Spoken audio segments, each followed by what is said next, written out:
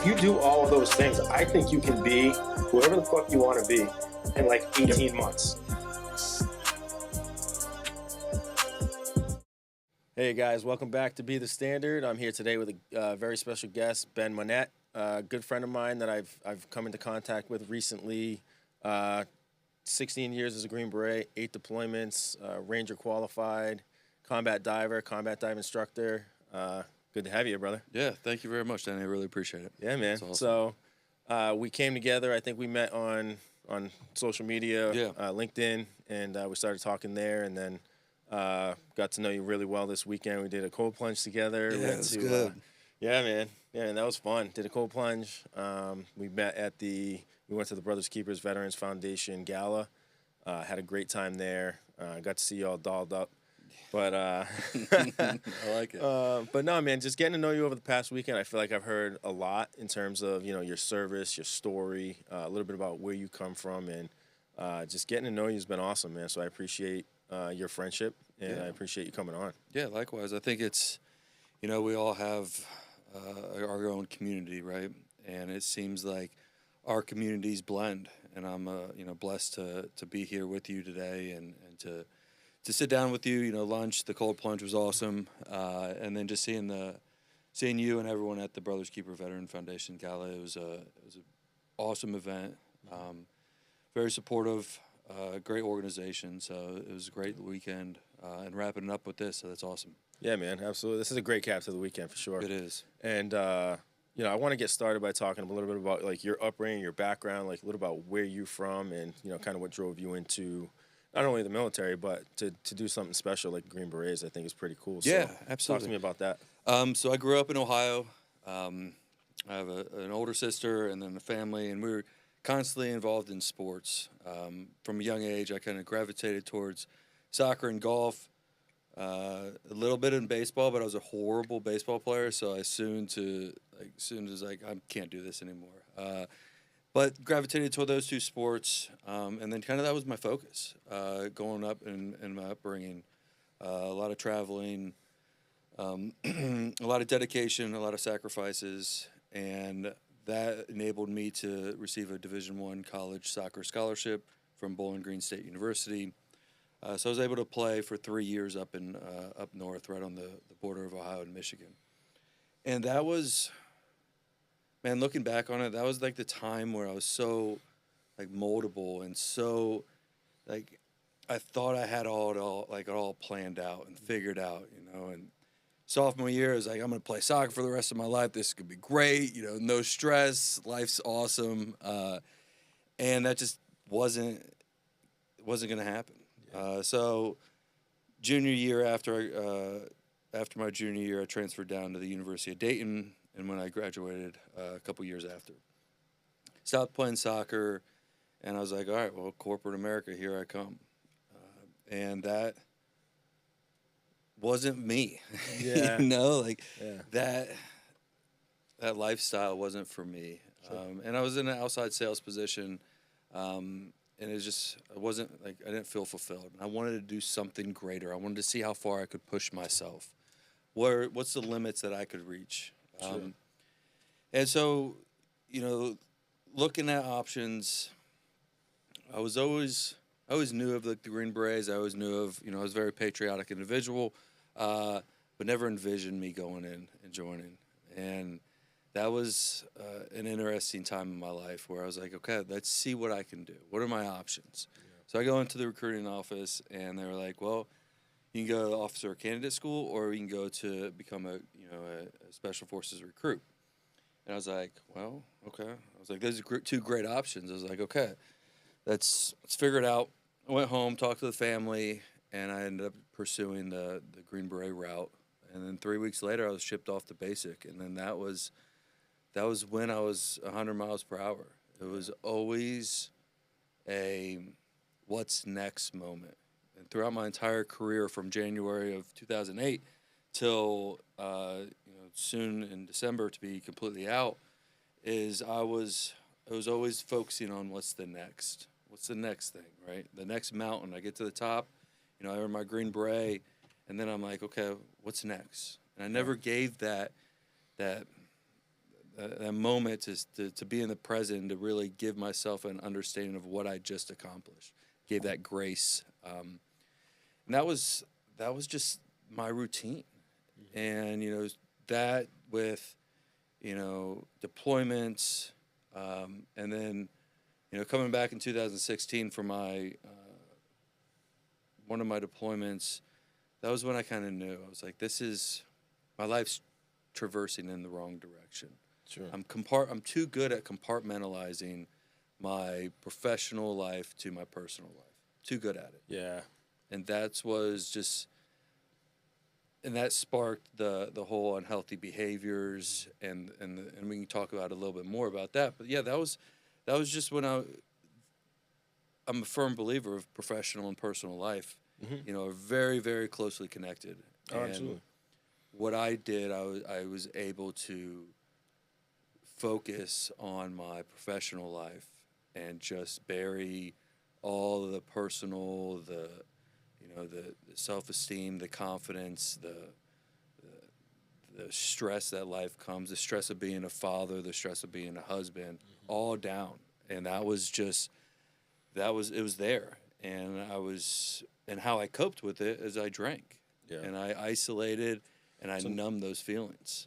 So now, would you say, a lot of that started from, just rapid deployment cycles and then coming home and having just difficulty adjusting back to all right, I was just in this environment for 6 months, a year, whatever it was. And now I'm back in this home environment where I need to be the husband, I need to be the father, and, trying to become that guy who's the provider, the caretaker, the father, the husband, and not be that guy that's just off being a war fighter. Yeah. That's tough. It is. That's tough. Like, I talk about it all the time, man. When I got home, it was like I drank for 8 months straight, and I've only done one deployment. Yeah. I drank for 8 months straight and just buried every feeling that I had about, just the things that I had seen, things I had done. And I didn't think I had PTSD. Yeah. I had to go to counseling, and I was forced to go to counseling.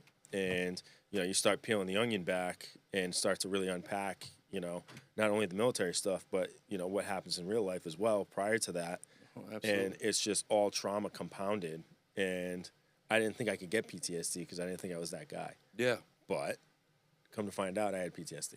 Yeah, absolutely. Right? And, I think it's just something a lot of us do, and it sounds like you did the same. Yeah.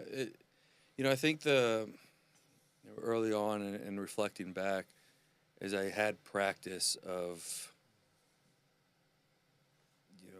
shoving all those personal feelings down, right? Throughout, as playing sports as a young kid into college, I had practice of being able to focus on what was the positive, the positives in my life, and not as much as work on the negatives in my life. And that just compounded once I, signed on the dotted line and joined the military. And the pace was faster, right? So I didn't have as much time to really look at myself as a person because it was always that next thing, right? You come home, you have a month to get adjusted, right? And then you're back on training, you're back on the next mission, you're back on the next, task at hand. And what was interesting is throughout the 14 and a half years that I was, just grinding it out and also drinking and just spiraling out of control personally, I was able to convince myself that I don't have a problem. I was able to convince myself that there was, I had it under control because my professional life was just accelerated and moving at a miraculous pace. But I never was able to stop and say, wait a minute, what is going on with me, Ben, right? And how can are there signs that I need to get help sooner? So was it, you'd get back and then it was just straight to alcohol? Or was it alcohol and other things, or just alcohol? It was really just alcohol. Yeah. That was the thing that was kind of just, it was easy. It was accepted. It was socialized. And it was to the point where, it didn't matter what had happened. Right? If something bad, a catastrophe, we lost a brother or sister, or something, life happened, right? You know, I was upset. Well, I would turn to booze. But if something good happened, right? If I was celebrating something, or a birthday, or a holiday, or whatever, a monumental, you know, accomplishment on my personal side, it was the same thing. I was celebrating to drink. So it didn't matter what was the case. I found a way. You found an excuse to drink. Exactly. And that was the self that that was the thing I was able to convince myself and say, no, this is it. This is normal. It's okay. Right. Well, that's the thing about alcohol, right? It's the one drug that's socially acceptable, and it's there's something wrong with you if you don't do it. Yeah. Or it's weird to people when you don't do it. I shouldn't. It is. It is. You know? It's And so what would happen crazy. then? I mean, with me, it was anger. Yeah. Anger was my biggest emotion that came out, especially from drinking. And then secondary to that was sadness. Mm-hmm. It was just compounded. Like I would just drink to the point of where I wanted to just, get rid of these emotions. And I could block them out for 6-8 hours while I was drinking, having fun with my buddies or whatever. Oh, absolutely. Getting drunk with my wife, whatever. Like I could block it out for 6-8 hours. But then, when head hits the pillow, the sadness comes out, the anger comes out, and even prior to that, the anger would come out maybe throughout the evening, or I'd pick a fight with the wife or whatever. I mean, did you go through all that kind of same stuff, or what was that like? Yeah, I think I did. It was the drinking was the part where it was just to numb everything. It was a lot of the personal, interpersonal communication between myself. Right. Yeah. I was never good enough. I was never whatever I did. I was not good enough. And to an extent, that's good, right? You want to have that critical mindset and always get better and always a focus on that. But when it starts turning to that self-hatred, right? Yeah. That well, how can I do this? I have to numb it, right? And numb this. And how do I numb this? Well, my brain already knows that it's an option, right? An effective option, right? Alcohol is an option to escape from all reality, right? And many people do. There's other significantly healthier options. Exactly. But it's it is effective. an option. It is. Yeah. It does. And that's why it's such an issue, right? Is because it's effective. And we've grown to understand and grown to create this routine in our brain that we know a solution.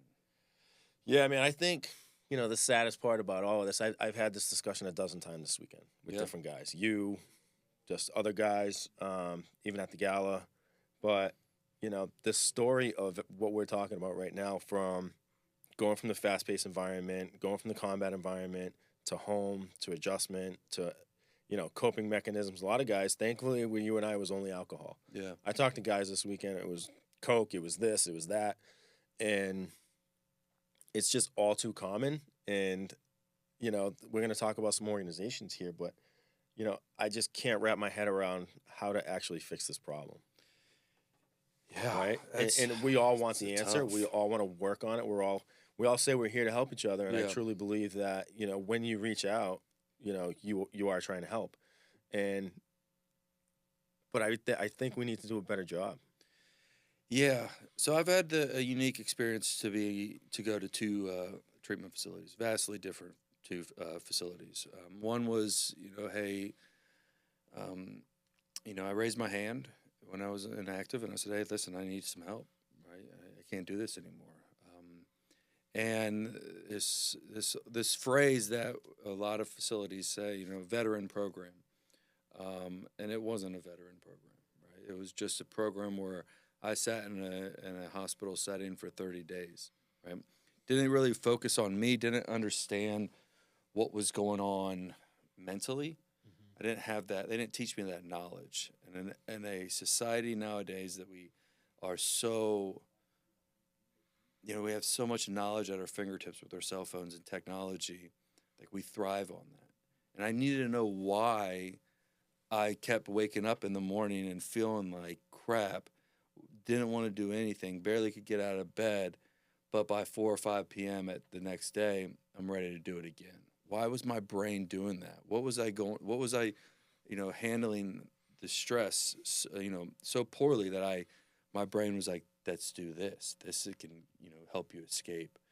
And so, Yes, enormous problem, and this problem with addiction and alcohol, only breeds more problems, right? And just like you said, you talk to many individuals that alcohol kind of springboard them into, other substances. Well, we all know what that springboards us to the next, right? Is that the suicide, taking your life and making that ultimate decision. And I was there. I felt that pain. So backtrack a little bit. After the first program I went to, I had 18 months of sobriety. My uninformed self thought that if I escape or delete alcohol from the equation, life would be better, right? Like, life's going to be great. I'm going to be able to handle all these things. Well, I was significantly wrong. Like, now I dealt with problems. I had to find new ways to it, because guess what? My old way was just to drown it out and isolate. So during those 18 months, not having that knowledge, not having that community and that understanding of what was really going on in addiction, it was just a pure grind, day in and day out. Like, no, I can't do this. I have to stay.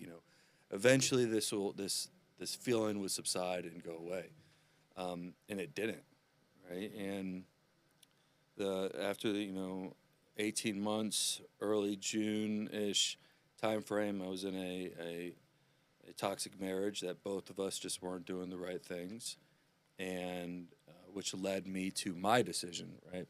Because it's all our decisions and all our choices, but it was my choice to relapse.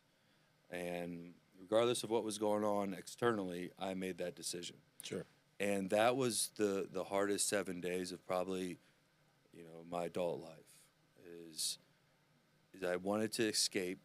I wanted to escape from, the failed marriage, the work, everything. But then when I drank, I felt that resentment, that guilt, that shame. So added on to that was just I couldn't drink enough to bury my feelings and my thoughts about myself deep enough, right? I couldn't bury them as deep as I wanted to, which led to me on the 5th day to actually trying to take my life drinking.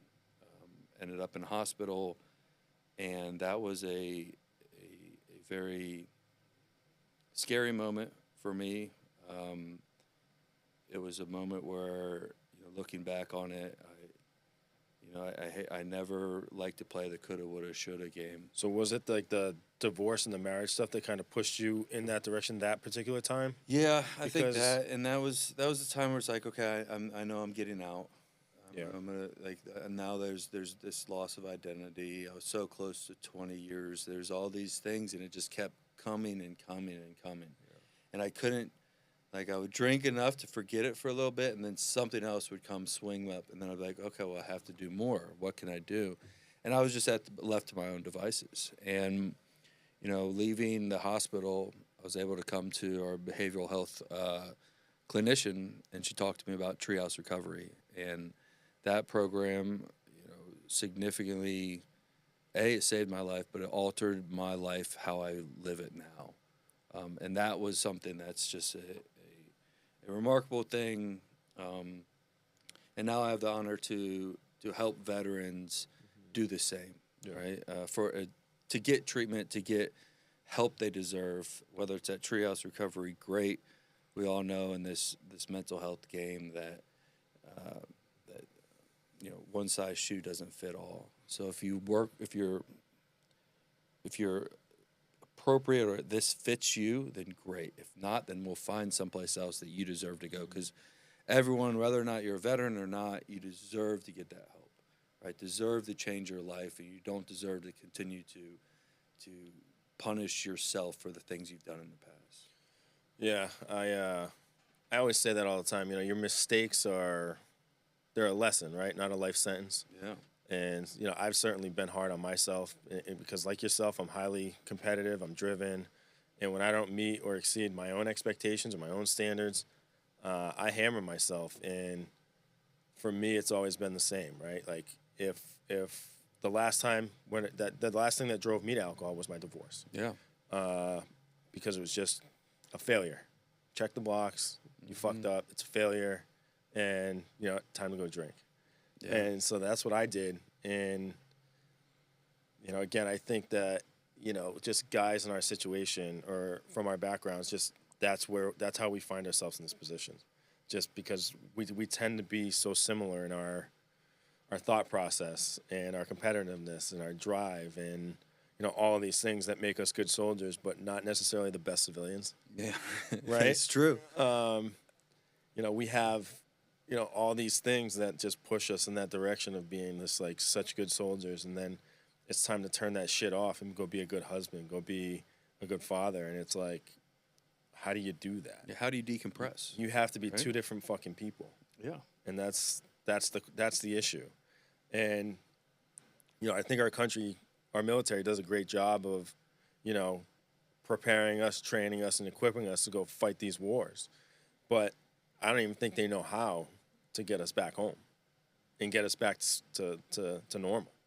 Yeah. I think you're right. I think that is a concern that we need to break that stigma or break that pattern and I think it's on the right path. I think as our military is significantly changing, it's changed since you were in, and then as I'm getting out, our military mirrors how our society is, right? So our society is different now. I'm not going to say it's bad or good, but it's different. So what do we have to do? We have to adapt, we have to evolve, and we have to make the best of what we have right now. Yeah, and I do think that the military is doing. I think they're actually trying. I mean, you're still in. You would know better than me. Yeah. But I feel like there's more of a concerted effort to at least address these things and try to maybe help with some like readjustment or readjustment programs. Yeah. As opposed to like when I was in 13 years ago, there was some talk of that, but I don't think it was as much of an initiative or a priority. No, it wasn't, and we're there, right? I think we're at that point where we're willing to talk more about it. Yeah. It's now these unlimited resources, right? These resources that are there for active duty veterans that are out there. They're these organizations that want to help, that understand your pain, understand what you've gone through. Those are those organizations that, although small, very powerful, but they can't get the name out. They can't get their resource out to the vast majority of individuals. And that's one thing that I want to change is by working with these organizations to be able to say, hey, listen, do your research. Find what works best for you. Like, for example, Brothers Keeper Veteran Foundation, phenomenal organization. Never heard of them until I, came here in Nashville and started, networking with Treehouse Recovery. So how could I, if I needed that help, how could I have found, Brothers Keeper? And you just can't. So for me, a solution is that community, is having this massive community where you can sit there and say, hey, I need help financially, right? Or I need help, but with budget. I need help with substance abuse, mental health, PTS, TBI. There's all these, a list of things that, veterans often struggle with. And it's like, okay, well, here, how about check this organization out? Or what if this organization will provide X, Y, Z? Yeah. And having that running document to show people that there are resources out there. And that's the power. Yeah. Yeah. And it's nice that there's at least those resources out there. I think the issue is like finding them. Like you said, you didn't know who Brothers Keeper was until you got out here. I didn't know who they were until 6-8 months ago. Yeah. And then, Chris reached out to me on LinkedIn and ended up at the event. And now I feel like I've grown my network by, half a dozen very solid people. Yeah. That are all on the same path, on the same mission, to just help people. And I think it's awesome. So you're transitioning out. Yeah. When do you get out? So December 3rd. December 2nd, 3rd-ish. December 2nd, 3rd. Yeah. All right. So what's next? Wow, a lot of things. I know your mission is to help people, right? And I think that's awesome. Yeah. I think and I say this all the time, I think when you have a story worth sharing, you almost have an obligation to do it. and somebody with your background, people are going to gravitate towards that, especially vets. You know, they're going to gravitate towards a guy like you who has been the guy. You've made the mistakes. You've put in the work to keep getting better. And I forgot who I was talking to, but your name came up. And I was like, yeah, man, fucking awesome dude. We did a cold plunge yesterday. We had a great time, whatever. It's just such a solid guy. And I said to him, I can't wait to see where he is 2-3 years from now. Yeah. So that's why I'm asking you this. I want to know what the future looks like, because I think, you know, you got a speaking engagement next month. Yep. Sharing a stage with Nick Lavery. Yeah. Awesome. You know, that's going to be huge. I'm excited for you to do that. So yeah, I'm just curious what's next. Man.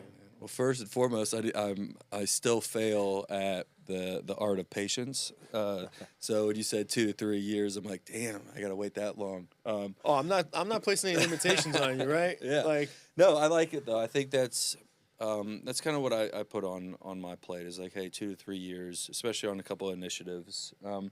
But no, yeah. So I'll continue to work for Treehouse Recovery. I'm a firm believer that their program is just different from anyone else's program, where we do, you know, physical fitness is a very, very major component of our therapy. We will do some PTS. The knowledge piece was phenomenal. Most of the stuff I utilize till this day is from those rooms that I sat in and learned from Treehouse Recovery. So being able to help veterans, you know, first responders, law enforcement, anybody who looked at the website and be like, this is for me. This is what I want, right? Mm-hmm. And I'll do everything I can to get you there. And if it doesn't work, I'll do everything I can to get you someplace else. So I'll continue to do that. That's felt rewarding, and I feel that I'm doing you know, positive things. Nice. In that domain. And then, with Nick Lavery, you know, he was the person that I called, you know, that week where I was struggling, and he was the person I called after I got back home from treatment, and the identity piece, the purpose piece, the what now, what do I do with my life, and he said something that I'll never forget. Is he's like, you know, you have a very sorry to hear what has happened to you as a friend level. But, you know, with Precision Components and the Forge, if you continue to do the right thing and you are able to be vulnerable, then your story is very powerful, because you're doing it right now. You're living, breathing proof that you can overcome certain things, right? So the Forge is amazing. The virtual community is something that's just powerful, and I'm a huge supporter of communities. But I take it a step further, where we all know our communities, but if you are not getting what you need out of that community, it's on you. It's your choice, your decision, an obligation to you to find a community that suits your needs. Yeah. Right? Absolutely. And it's on you to do this within yourself. It's externally. I talk about it, you know, you have to be checking yourself in that accountability box every day, right? And doing these recalibrations, reassessments of what your goals look like, what your future looks like, what your circle looks like, right? And that all of that should be a reflection of your goals and your initiatives and all the things you want to get out of life. Yeah. You know, all of that needs to be in alignment, or otherwise you're just going to get off track and you're not going to get where you're trying to go until all of those pieces are in place. Yeah, you're going to be sprinting, but you're going to go nowhere. Exactly. Right? And that's the power of community, is like being able to couple your ability to do that internal reflection, saying, am I doing this correctly? But also then go talk to someone like, hey, am I doing this correctly? What's the objective approach to this? Because we're all invested. It's ours. We're emotionally attached. It is this. This is it. And when you start talking to other people, you're like, oh, maybe I can switch it to this a little bit, or maybe you did this, so I can use some of that, but keep me you know, true to myself.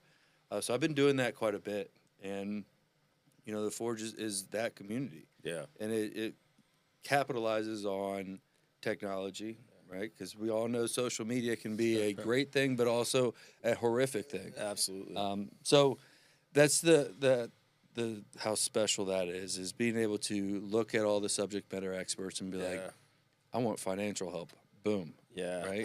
I actually have a call with Nick on Wednesday, so Okay, I'm nice. interested to see how that goes. And I just reached out and was like, hey man, any way I can help, I'm excited. So I'm interested to see how that call goes. But obviously I'm bought in on what the Forge is doing and the goal and the mission, and to see you as a part of it, and that's pretty cool. It was good. I did a couple months ago. I did my first speaking engagement with Nick. Just a powerful, massive human being, but he brings that power to the stage, and his story is remarkable, right? His resilience, his dedication to get back to where he wanted to go. And then October 5th, up in Delaware, consequence. I gotta talk to JT, man, and if he's got availability, I might try to make that, man, because I actually got a speaking engagement this week coming up. Oh, nice. And so seeing Nick speak, I learned a lot. Yeah. I learned a lot about delivery and just impact, and it'd be cool to see you too share a stage up there. So I might see what I can do about getting up there. Good. And then so that's just kind of just going along and seeing as much as I can do to get the voice, my story out there. But most importantly, what am I doing now? Yeah. Right. That's the thing. Is like I approach each engagement of, if I can vocalize or communicate what I'm doing now as I'm getting more time away from the catastrophic event, right? So that picture, that feeling is in the rearview mirror, and it's getting smaller and smaller. But how am I using that for motivation to continue to do the right things now?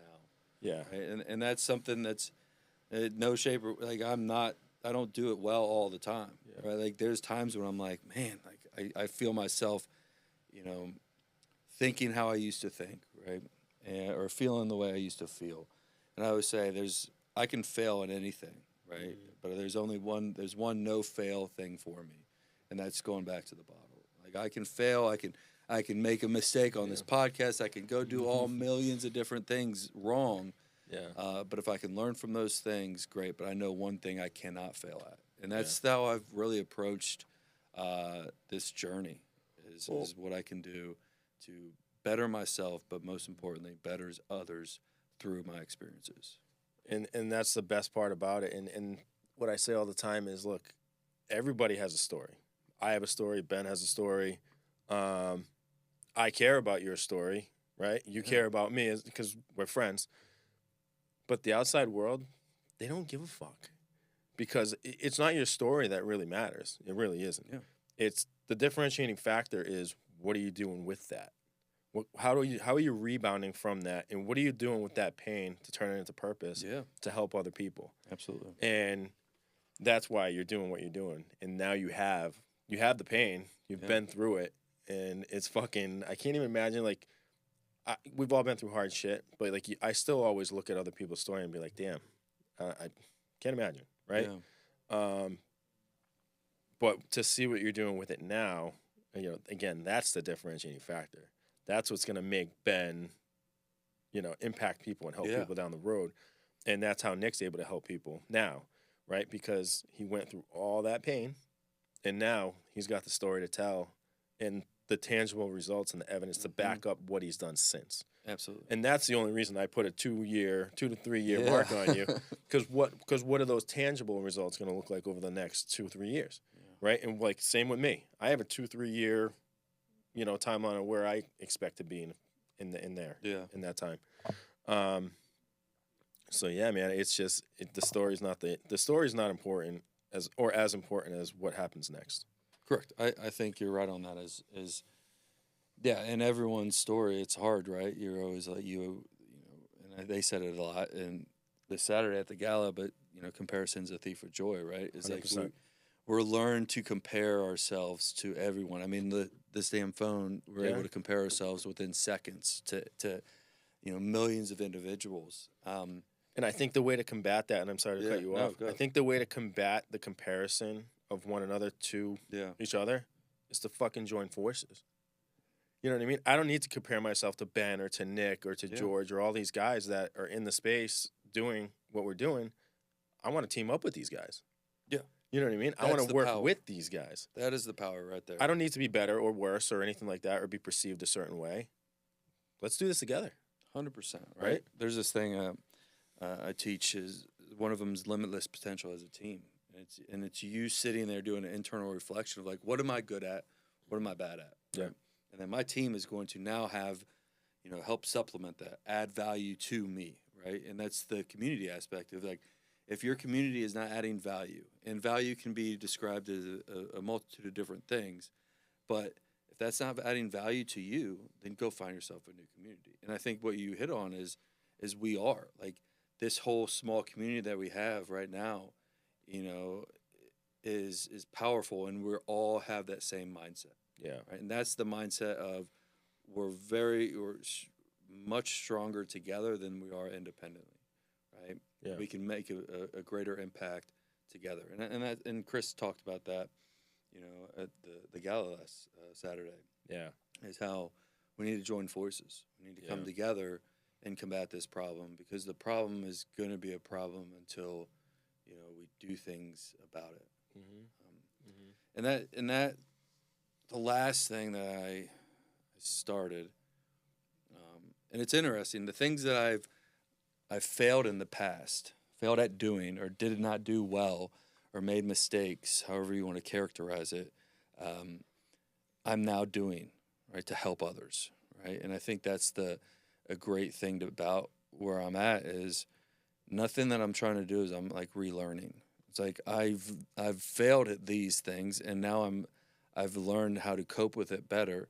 So now how can I help others do the same? Yeah. And through the Forge, I was able to launch Resilience Recon, which, it's transitioned quite a bit. I think it's 3-4 months old. It's a life, whatever you want to do, executive coaching, consulting, motivational, accountability coach, whatever you want to call it.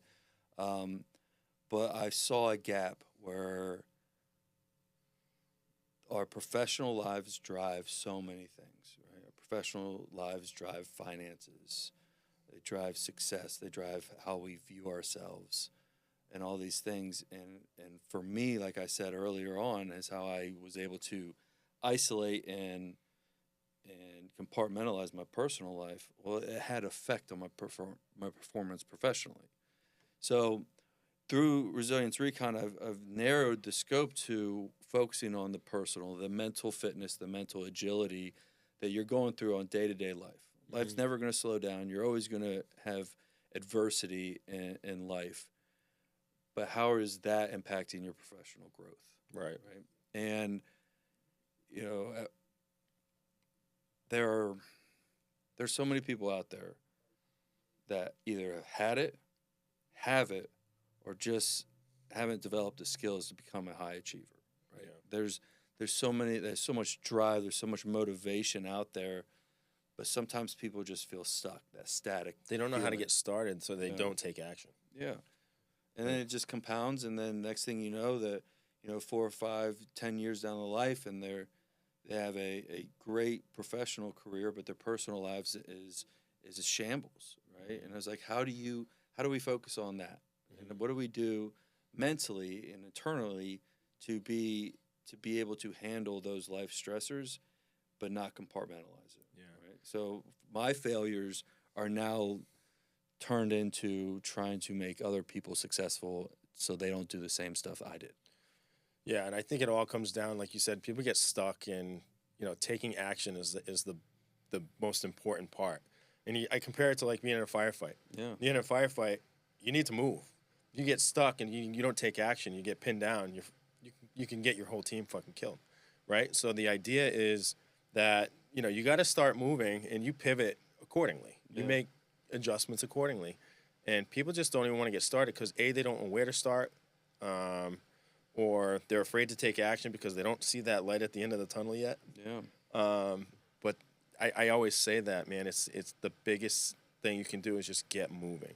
When I started this podcast and doing what I'm doing, I didn't know where it was going, honest to God. And then it turned into just speaking. It turned into writing. It turned into meeting people like yourself. Yeah. It turned into just this great network of incredible people and now other opportunities are just coming. I still don't know where it's going, but That's the beauty of it. I got moving, and exactly, and like when I ask you that question, 2-3 years, I bet you whatever you're thinking is going to be way different. Oh, Because I think for me too, I have an idea, right? But I don't know exactly what next 2-3 years looks like professionally or within this space or whatnot. But I think that's also part of it that makes it fun. It does. Yeah. And doing it alone makes it painful. Yeah. Right? Like if you Yeah. and I guess that's my spark behind Resilience Recon is to whether you're an athlete or you're a sales rep or you're sitting there at a job at Walmart, right? Like there's still competition at each level, right? I would say maybe if you keep going higher up on the athletes, the skills there, like you are pretty much on the same playing field skill wise. Yeah. For a lot of individuals, probably same with sales, but then you add on that mental side, and that's the component that's going to set you apart from the rest. Because when we get to that higher level of operating, right, for us, right, operating, we were all similar. We had different skill sets, but we were all pretty much similar in the skills that we had. Sure. But all of us were fighting those mental battles, and if we can handle those in a more healthier way, you're going to see those dividends pay off. Yeah. And that's the power. But yeah, we're emotionally attached to us, right? Yeah. I'm emotionally attached to where I'm going and all this stuff. And when you're like 2 to 3 years, I'm like, oh man. Now I'm like, oh, I want to do this, this, this. But if we keep those blinders on and we don't talk to other people, talk to them about what's going on, mentally, physically, emotionally, all these, if we're not able to do that, we're never going to be anywhere near our or reach our potential. We're not going to. Doing it by yourself, people have done it, but very few. I would say a vast majority of individuals have that inner circle, have those individuals that they can count on to communicate, to become vulnerable, to collaborate, Right. to find solutions, to achieve greatness. Yeah. And the last thing I want to touch on too is and I know you're going to embrace this, but the importance of doing hard things and conditioning your body, conditioning your mentality, your mental health. We did the ice bath the other day. Yeah. But talk to me about the things you do or the things that you think are important, from physical fitness to ice baths to saunas to because I know the science behind the ice bath thing. You explained it to me the other day in a way that I can't possibly repeat right now. So, but I loved when you explained it because it educated me on like really why I was doing it. But talk to me about the importance of, physical fitness, doing hard things like that, and how it, not only conditions your body, but conditions your mind. And Yeah, I love it. We focus so much and we spend so much money on everything from like the neck down. Sure. Right? Supplements, workout pieces of equipment, all types of things. Gym memberships that are just astronomically high. But we don't really focus on the mental side of it. So what I'm doing, and I'll explain the cold plunge, but what I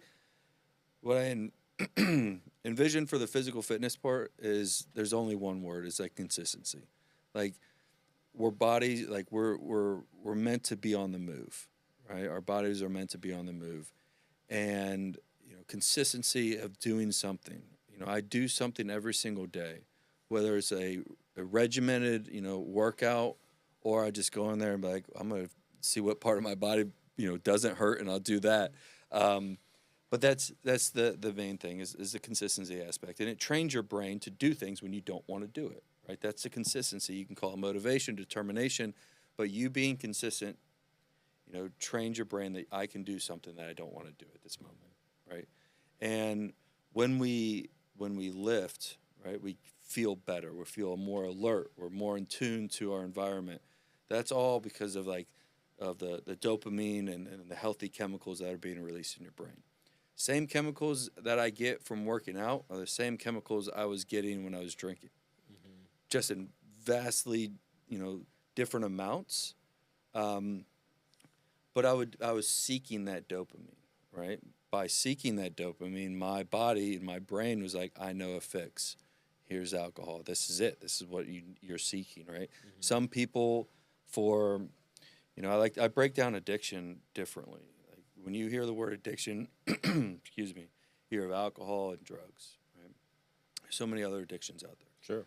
And for me, I equate addiction as something that has a negative impact on you or your loved ones, right? And when I say that is I could have a workout addiction, right? And a lot of people do. But if I'm refinancing my home, if I'm going in debt to buy all the supplements or all these pieces of equipment, well, that's an unhealthy addiction, because guess what? You doing that is now affecting your finances, your family, and whatnot. So I try to take a bigger macro approach to addiction, because we have social media addiction, all these different addictions that are causing unhealthy habits, behaviors, reactions in our lives. But if it's not alcohol or drugs, then I'm not an addict. Yeah, and it's basically what it comes down to is we naturally, as human beings, we want to feel comfortable. We want to feel pleasure. Yeah. Right? So what does addiction give you? It gives you short-term pleasure, short-term enjoyment, excitement. Instant gratification. Instant gratification. Yeah. So, and that's why I wanted to bring this up, is because it's so important that we get out of this cycle of like just seeking comfort and pleasure all the time, because something like a cold bath and getting into that, Yep. that type of a habit, and even just putting your body through pain and all of these things, it translates. It does. It translates into so many other aspects of your life. But just to touch on addiction, yeah, absolutely. If you're seeking that pleasure and getting that pleasure out of whatever that addiction is, but it's negatively impacting your finances, your relationships, whatever else, then it's a bad addiction. It's not a good thing. It's a problem that we need to, and it's fixable. Right? Yeah. Yeah. But yeah, the cold plunge, I love them. I don't do them nearly as much, and the reason why I love them is, you have the benefits of soreness, all the positives that come out of for your body physically, but mentally is where like that is the game changer, because not a single person in this country can sit there and jump in a bath or water full of ice cubes and be like, oh, thank you. This is what I needed, right? Like, oh, I'm comfortable, right? There's no one in there. And if you are, then reach out to me and I'll shake your hand. But I think you're full of shit. Yeah. No. But so when you're sitting in there and you are doing, breaking it down a little bit further or deeper, is that limbic state of mind, right? Your limbic state of mind is that fight or freeze moment, and flee, right? Is the 3 Fs that they like to call it. And what do you want to do when you get in that water? Immediately get out, right? You want to flee or run away or get out of that situation. Your limbic state or your limbic mind is saying, this is uncomfortable, get out. Yeah. Right? And guess what? Anything for me, right? Uncomfortable was, man, life's being uncomfortable. What do I do, right? My limbic state is elevated. My heart rate's racing. And what's my decision? Oh, I'm going to drink, or I'm going to overindulge in eating, or I'm going to watch porn, or I'm going to go gamble, right? All these dopamine-seeking activities is because your limbic system's like, oh, I got to do this. Yeah.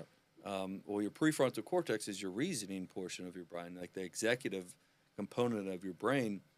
So when you're in there and you're like, I want to leave and get out, they're like, no, I'm going to stay in for 2-3 minutes.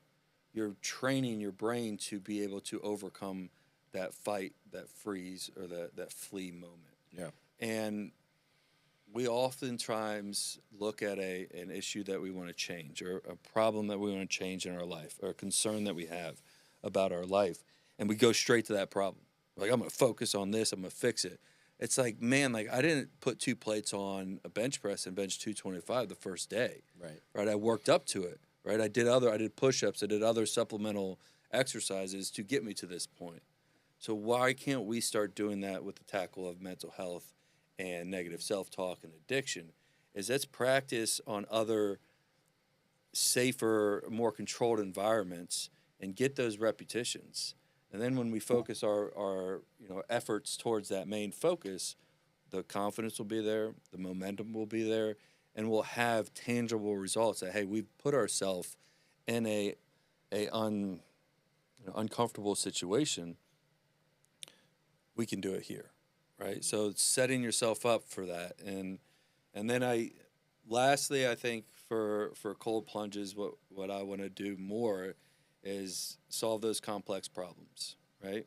Is have someone, when I get in the water, have someone ask me questions about how to do this, or how to hit a golf ball, or how to disassemble a M4 or something like that, where I have to be in a state of chaos, but also tell my brain I have to relax, I have to solve this problem. How do you think that's going to correlate to when you're in a time of chaos outside of that, and life happens, right? Then you're like, oh, I've done it here, I can do it there. Right? Well, think about being overseas and some of that chaos and having to like slow things down and think. Yeah. I mean, we've both been there, you know, so that's super important. And so you're a golfer? I have golf clubs. Let's just say Okay. that. I wouldn't say a golfer. Okay. I would say I know how to hit the ball. Whether or not it goes where I want it to is another. I got to practice. I just put it that All way. right, that's fair. That's fair. But yeah, I love it. I think that's one of my passions. That's why I was curious. Oh yeah, it's a mentally It's a grind. tough sport. Oh. Right? Because you can hit a perfect shot, one shot, and then the next one could be the worst shot you've ever hit in your life. And then how do you rebound after that? Oh, Right? That is where. yeah. But people do it every single day.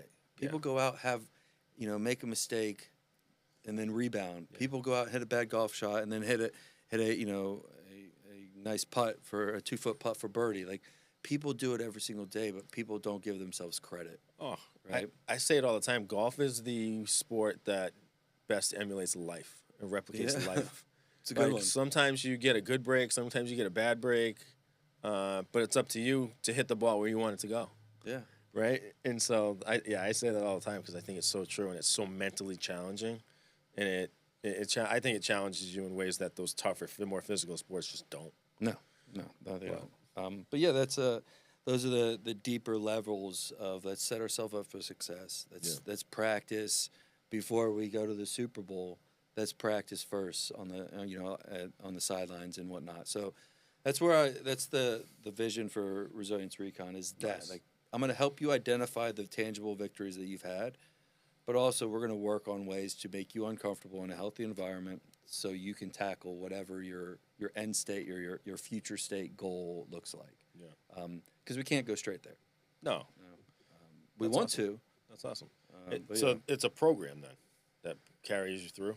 So Resilience Recon, I have a 4-part segment. Yeah. But it all depends on the individual and where he wants to go. We'll work and we'll add some of these different tools and skill sets that I've had throughout, and we may probably bounce all over the place. It all depends on like that person. So that's good though, because that means it's a specialized program and tailored to the person. Yeah, 100%. There's no. Like the first 2-3 sessions probably is the more like, okay, we're going to create this individualized program for you, right? Yeah. I'm going to take the things that you're struggling with or things that you want to accomplish, and I'm going to use my ability to objectively look and strategically look at these, and through conversation, we're going to come up with a solution. Awesome, man. That's awesome. I love the work you're doing. Yeah. I love your story. I like your recovery. I like everything that you're about right now. Keep it up, man. Yeah. It's been great to meet you. Yeah, it's great to absolutely. have you.